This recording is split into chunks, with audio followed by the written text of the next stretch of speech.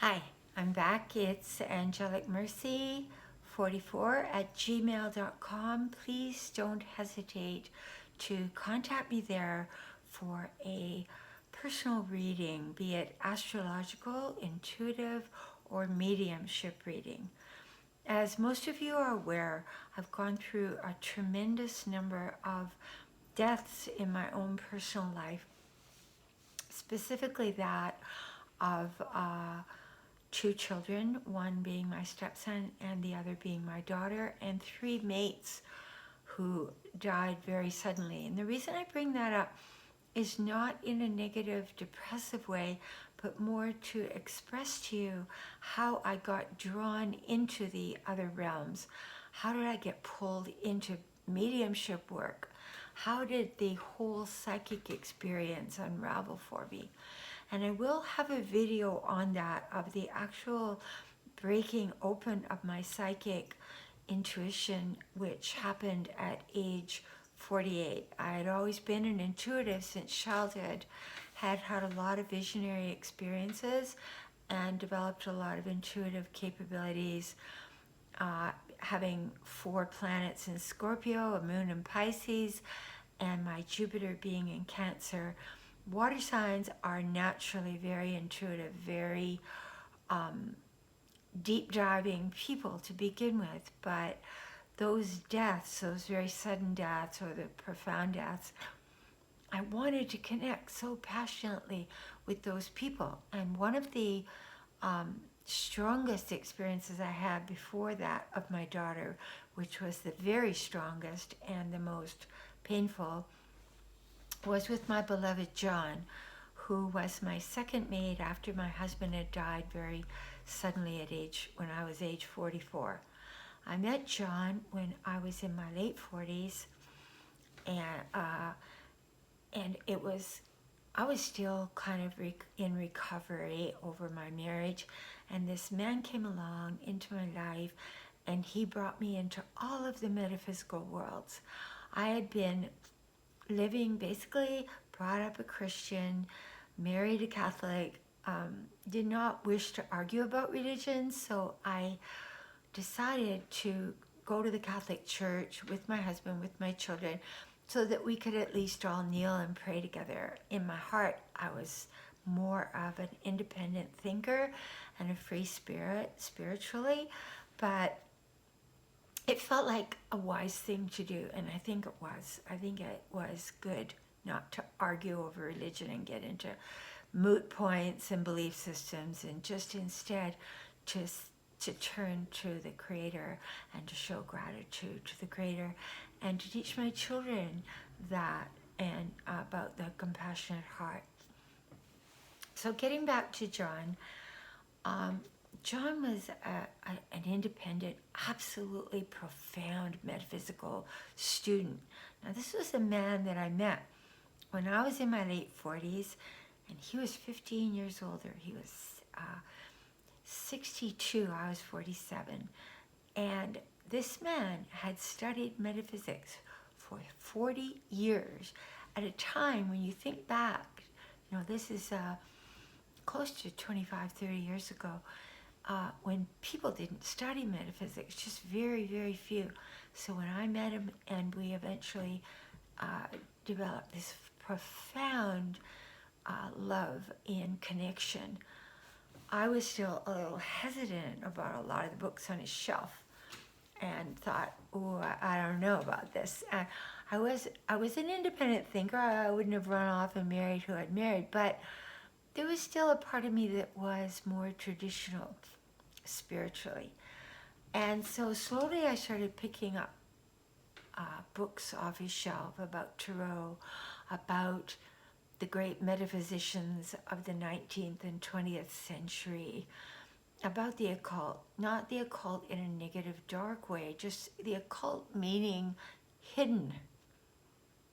And so hidden thoughts, hidden mysteries, hidden ways of accessing truth, going into the shadow self and understanding it. John had the vast library that I was meant to read. And when he saw me starting to pick up those books and delve into them and become a voracious student of them, he would laugh. He was a very gentle, kind soul, and he would sit and smile and say, you know, Liz, that's where you're going to end up. That's what you're going to be doing. This is in your soul. So John and I were together for 8 years, back and forth, back and forth. Neither of us had 2 pennies to rub together. I was living in Los Angeles. I lived with him in Vancouver 2 years until we ran out of money. And then I was in the art world, and my daughter said to me, why don't you come down and stay with me until you get back on your feet? So I would come to Los Angeles. I moved into a tiny little room with my 1 suitcase with my daughter, and John and I would converse on the phone every night. I would take little trips up there when I had some money saved. He would take trips down to see me. Finally, we decided that we wanted to get married. What the heck, just throw it all in the ring and get married, and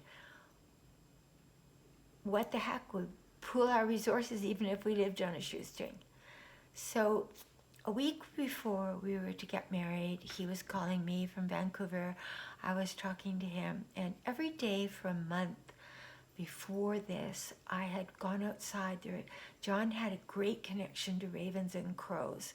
They sat at his feet. He would sit and smoke a cigar like a still being on a park bench, and those ravens would gather around him. That's how mysterious and mystical he was. Anyway, every time I went outside while I was in Los Angeles, there would be a crow on the tree yelling and screaming at me. And I'd think, what is that? What is that all about? And as I would walk around the block, it would follow me and follow me and follow me, tree to tree to tree. And it was kind of an eerie feeling. This went on for 30 days. Finally, the final day, a week before I was to get married, John called me. He said, how are you doing, old girl? And I said, I'm so excited. We're going to get married next week. I can hardly wait to see you. And we said our usual loving words. We were passionately, madly in love and happy. And I hung up the phone, and that moment, John had apparently keeled over and died that minute of a heart attack. It was just the way it was.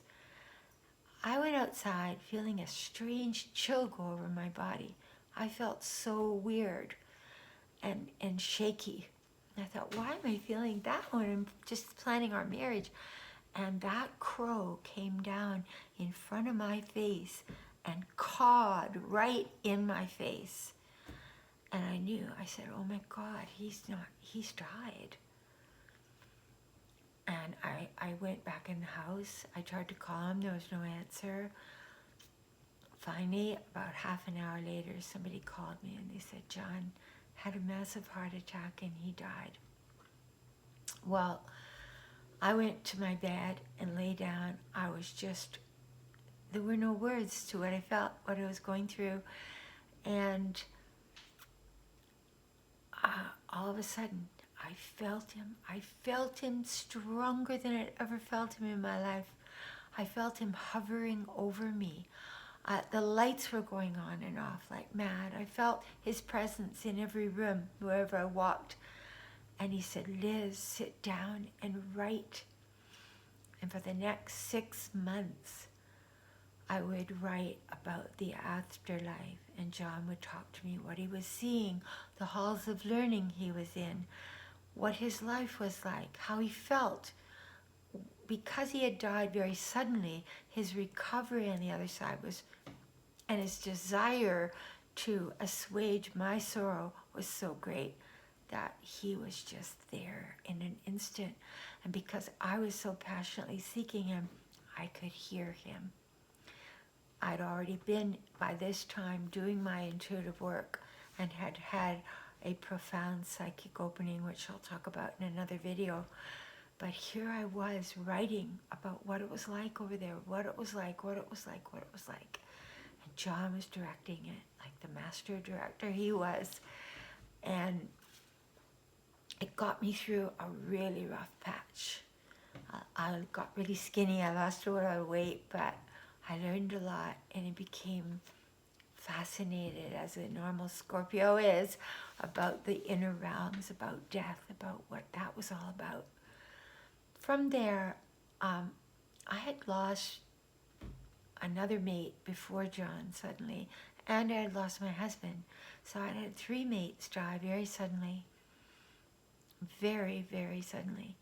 So each one I had been trying to get into that world, but it was after I'd met John and done all these metaphysical studies and had my huge intuitive opening that I was able finally to reach him.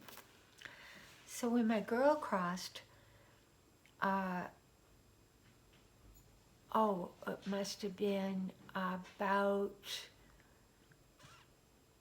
he died in 1997 and she passed in 2012, so that's another 15 years later that she passed. And I will go into a lot of that another time, but I do want to say that when my girl crossed, she's the one that I can hear now all the time. She's hovering around me, hanging out, showing me wild things. Every reading I do, my readings expanded exponentially because I was so close to her. She said to me after she passed, "Mama, we were like 2 gladiolas on a gladiola plant. You know how one gladiola dies and the other one's still alive? Well, that's you and me, like peas and carrots." So we had this great connection. So even though I went through a lot of grief, missing her like crazy because we were so close, there was another great consolation to be able to have this dialogue and to know that she was no longer suffering. So I wanted to share that, and I think I'm going to do the new moon in Sag video tomorrow. But I did want to say that the mediumship readings, to me, they're just so wonderful and so healing and so life confirming that there is no death. And I would hope that everybody that's in a deep state of missing and desolation and loneliness through having lost someone they love with all their heart and soul does consult with a medium and of reputable type, a good reputation, because it really does make a big difference in how you feel.